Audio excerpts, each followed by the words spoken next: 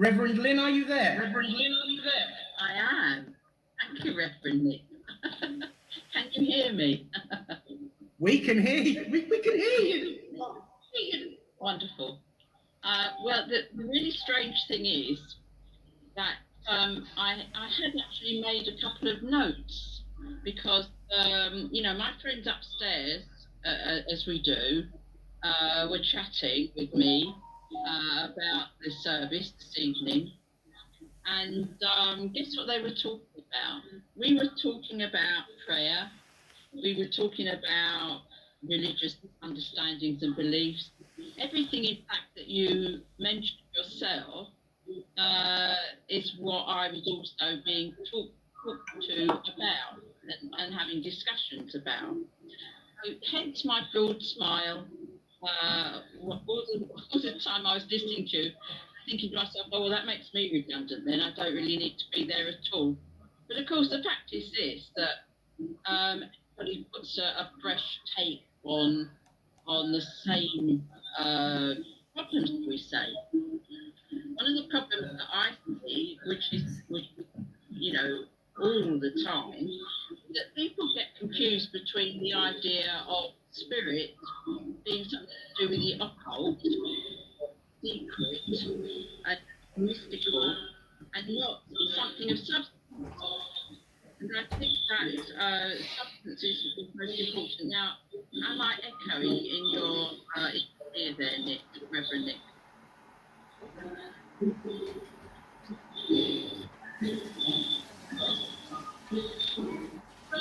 Well, hopefully, as you haven't put a big out and stopped me, I'll continue.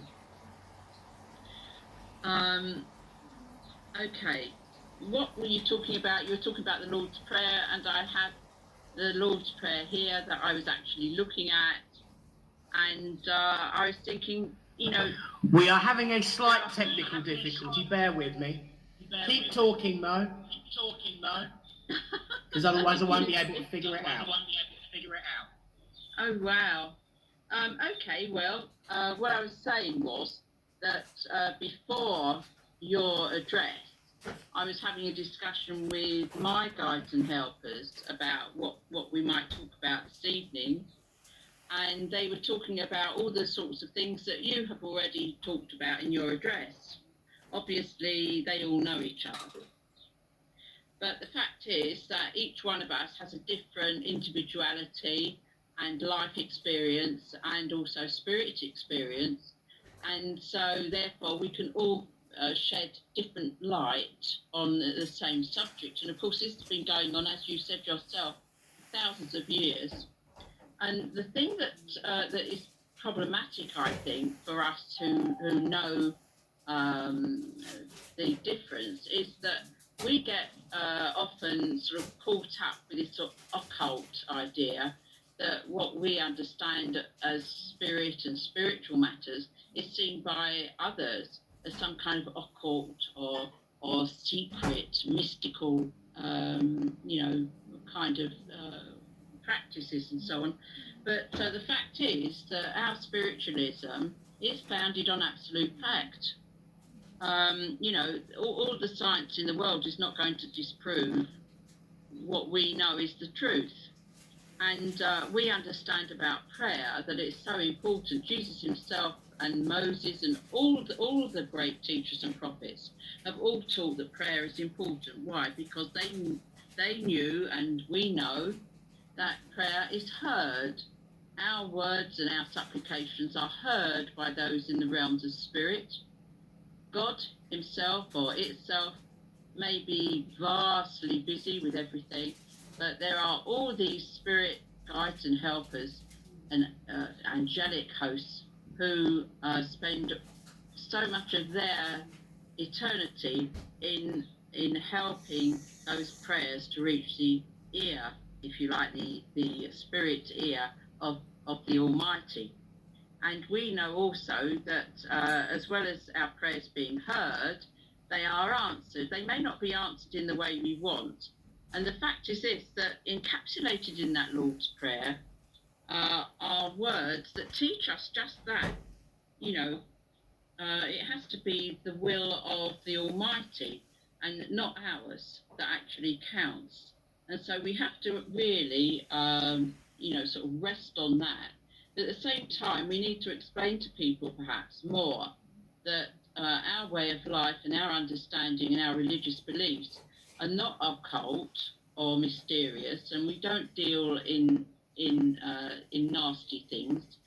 That everything we do for good, with the light and in love. And love is not a dirty word. It's been much maligned, and it has various meanings for various people. But the main thing is, as Reverend Nick, you pointed out, unconditional love is spiritual love, and that's what we put first and foremost of our religious experience. Now the thing is this, that sometimes people mix up religion with sort of mystical and magical things, superstition. And there is a lot of superstition that enters into every religious belief system, because it's an easy gateway, isn't it, to that superstition. And some people think that prayers just ward off evil. And I know for a fact that sometimes people consider, say, for instance, the Lord's Prayer as an incantation that will ward off evil. Well, that's absolute nonsense. Prayers are not incantations. Prayers must come, each word, from the heart, and you must not just say any prayer as if it's just some kind of, mathematical times table that you have to learn by rote, because that would make a nonsense of it. And unfortunately, that is what happens quite a lot of the time. But, say, for instance, the Lord's Prayer, if you look into those words that Jesus tried to advise, this is a good prayer to offer, you will see that everything that we need to know about how to live our lives is actually encapsulated in that, and how to pray indeed. When he said, I suggest you pray something like this, he really knew what he was talking about. So, again, these prayers are not magical words that ward off evil. I know that some people who come into a spiritualist meeting have said that, they won't sort of sit there because they feel that they may be attacked by a bad spirit or evil things if they don't have a recitation of the Lord's Prayer, for instance, or certain things said.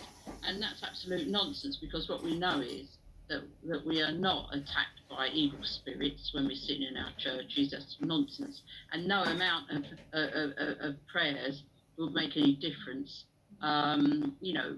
Because the fact is that they're not present with us. Like attracts like. This is what we know as well as the spiritual truth.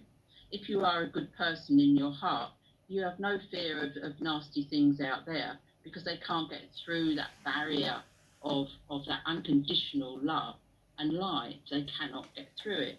So, and the other thing is this, that what we know is that God is everywhere, even in the darkness, even more in the darkness than in the light. So when you're at your most despairing and you're most depressed, when you're feeling really, really bad and low, God is always there. The light is always there. It's just that perhaps you can't see it at that time, but it's surely there. So that was really what I was talking to them upstairs about. And then, of course, Reverend Nick comes on and says it all. And I was just smiling away there, because it just mirrored everything that had been said to me previously. And I suppose in a way it was helping me to not be too long-winded.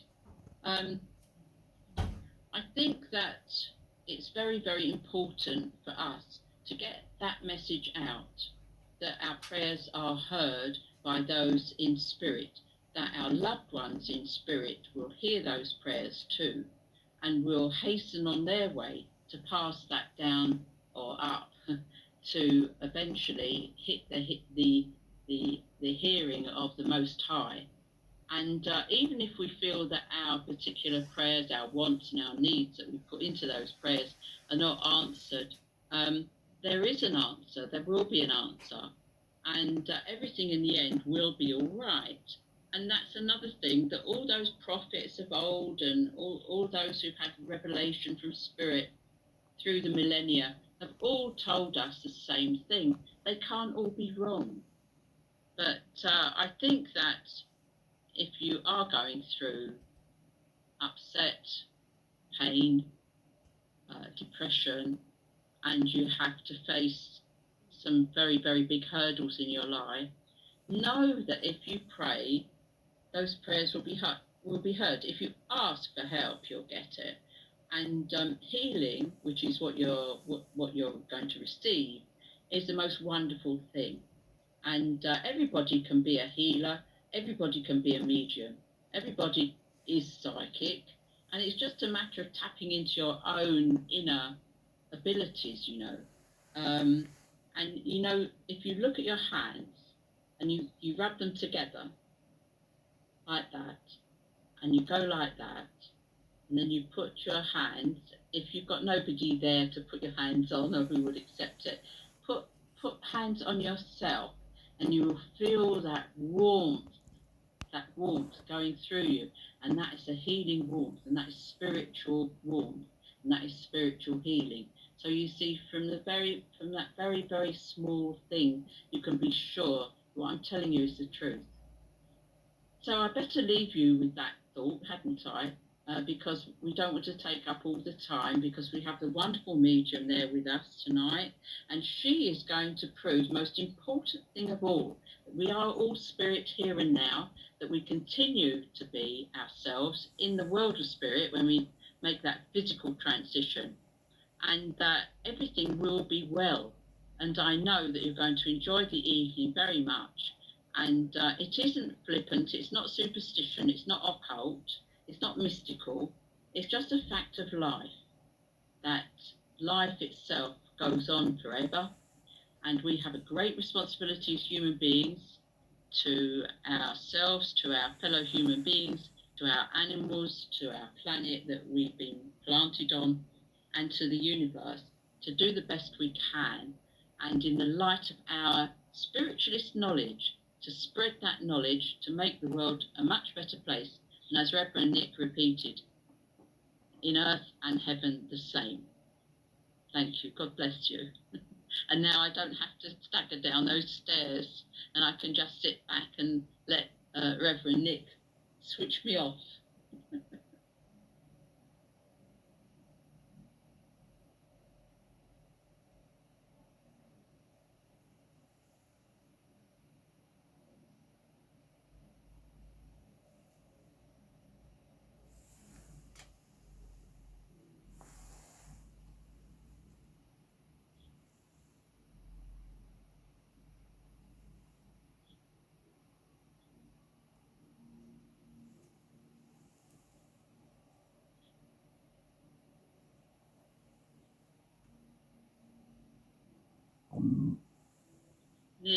Nick.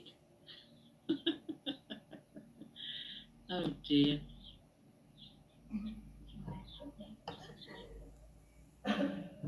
Oopsie, they heard it. So I was supposed to mute you, but I ended up muting myself, which is typical, really. So at least you didn't hear the joke about being able to mute you, Reverend Lyn.